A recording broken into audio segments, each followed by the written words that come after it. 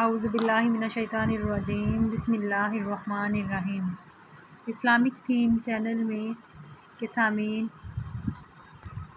میری طرف سے السلام علیکم ورحمۃ اللہ وبرکاتہ۔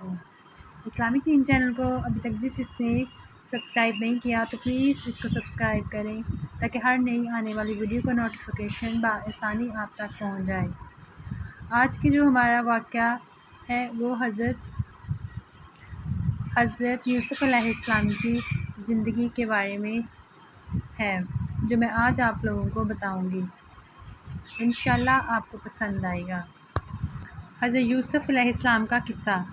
حضرت یوسف علیہ السلام حضرت یعقوب علیہ السلام کے بیٹے تھے اور اپنی غیر معمولی خوبصورتی اور تقویٰ کے لیے مشہور تھے۔ اس کے والد اس سے بہت پیار کرتے تھے، جس کی وجہ سے اس کے بھائیوں میں حسد پیدا ہوتا تھا۔ انہوں نے اس کے خلاف سازش کی اور اسے مصر میں غلام بنا کر بیچ دیا۔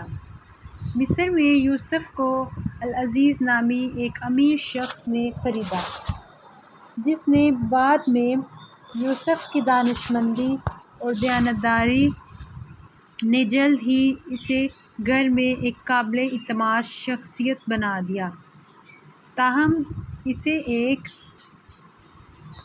بڑی آزمائش کا سامنا کرنا پڑا۔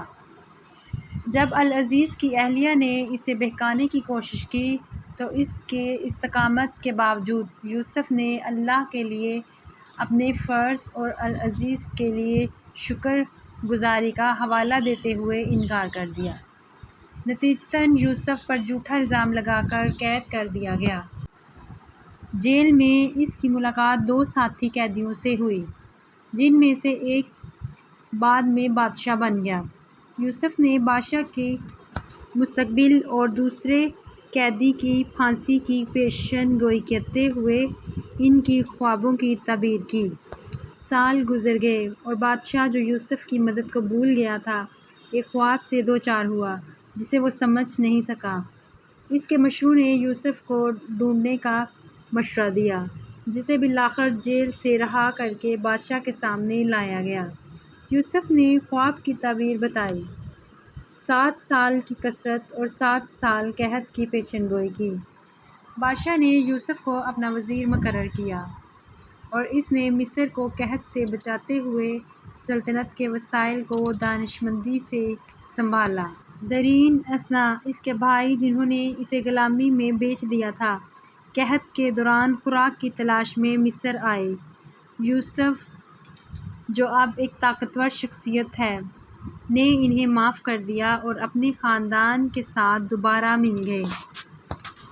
یہ کہانی صبر، معافی اور اللہ کے منصوبے پر بھروسہ کرنے کے بارے میں قیمتی سبق سکھاتی ہے۔